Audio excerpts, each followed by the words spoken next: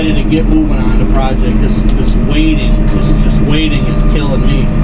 Oh wow, I see some serious green in there. All right, let's go in the cicada infested jungle. I hope none land on me. They're kind of hideous.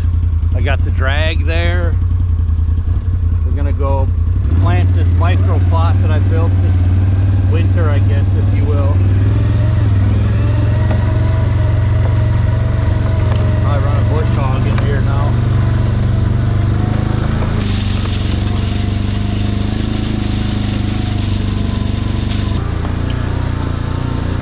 Hey guys, Capper here. Welcome if you're new to our channel. We are in the process of moving. That's why I'm building this plot. We're selling this Southern Illinois home with 22 acres. We just bought a Missouri farm. We'd love to have you join us over at Capper Outdoors 2.0. We're documenting the whole thing. This is a crazy midlife audible, if you will, but we are moving to a beautiful 500 and some acre Missouri farm. I'll put a link in the description. If you want to join us, we'd love to have you over there. Let's finish today's project. Oh, I took the wrong route. Darn it. Ah.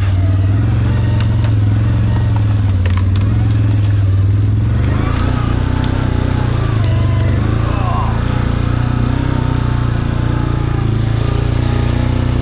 Well, I might need to bring a tractor in here. We'll see how this thing does.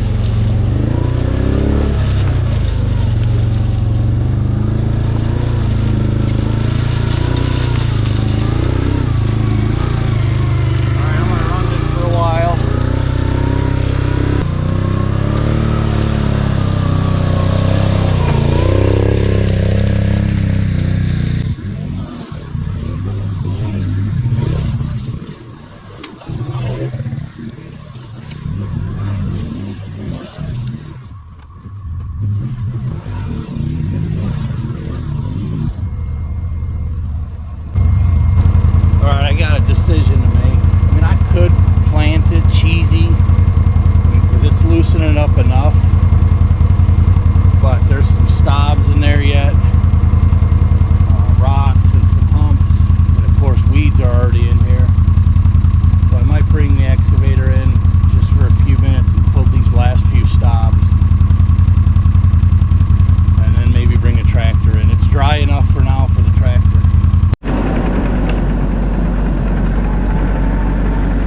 Alright, so I took the excavator out there and picked the dangerous stobs. I actually, one of them hit me in the rib, but it didn't have full force, thank goodness. I don't want to pop a tire on my drag. So anyways, the dangerous stobs for this tractor, ask me how I know. I don't want something to get torn underneath it.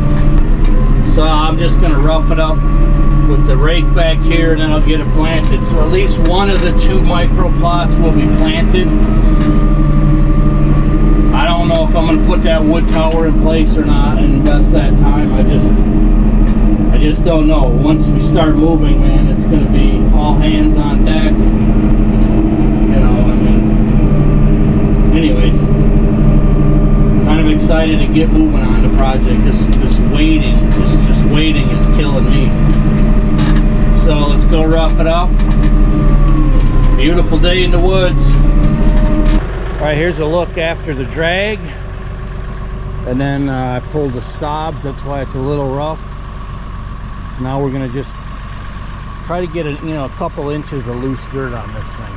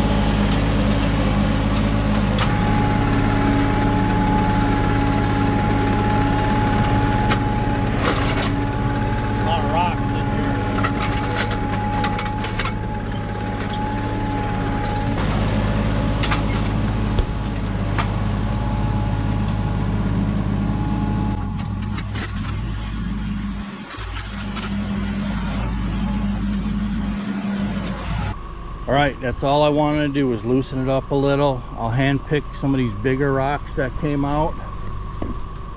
Or close that knife. By the way, this is a Hogue knife. It's a SIG. I mean, it's high quality. I met the owner of Hogue Knives at a show a year or two ago. I really like this thing. I mean, it's held up. You know, I break knives like usually once or twice every 6 months. Anyways, I'll grab some of these boulders and come back and get this planted. All right, I'm going to show you what I'm going to put in for my mix here. I'm going to put some buckwheat in. This is what I got here.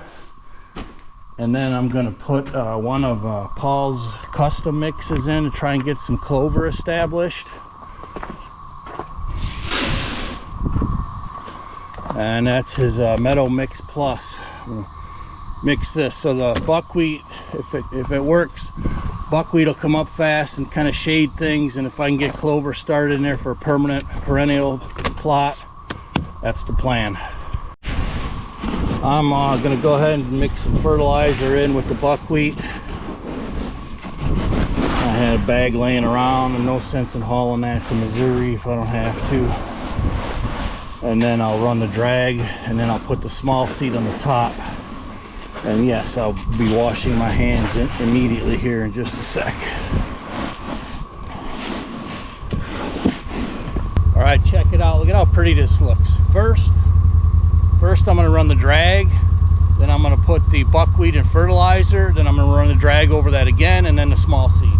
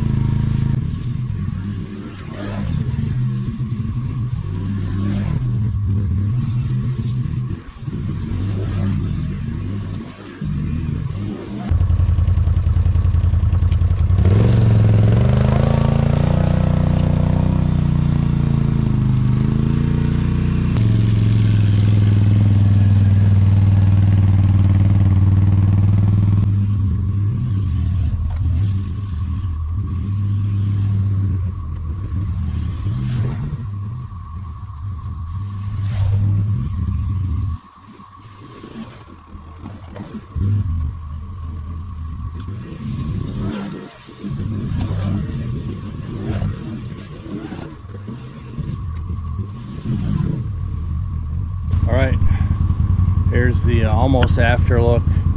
A few more rocks came up. Small seeds going on now, and that's it. Usually I'll cultipack it, but they're calling for rain all week, chances every day. So small seeds on, and then we're all done for today for this one. This is going to be a really nice little micropod. Beautiful. All right, it's been I don't know, a week or two, and lots of rain since I planted that microplot. Let's go see if it all just washed down the hill, or if some of it sprouted and we're gonna have a pretty little plot in there. Oh wow.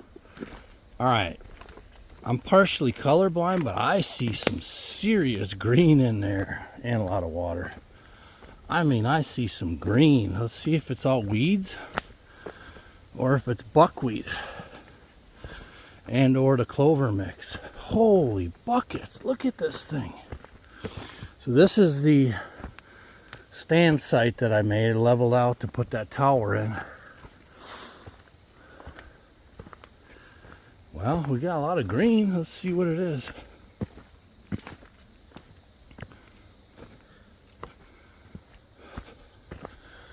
Oh yeah, that's all buckwheat. Look at that.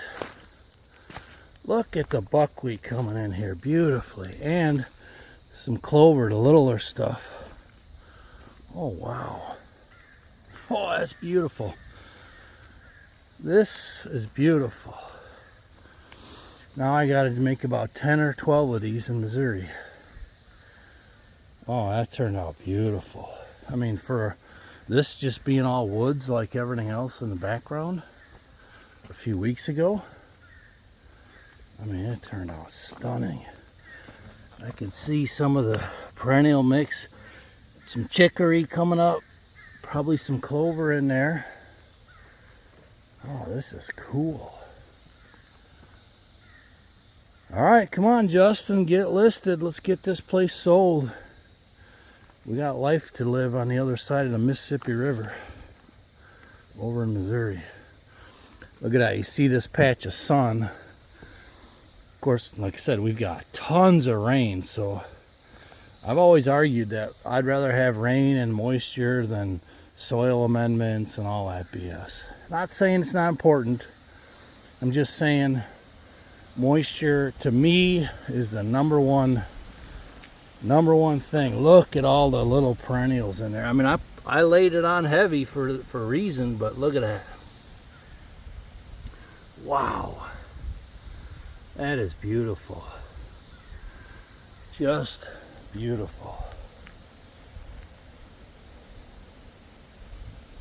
All right, another little mini success, one at a time.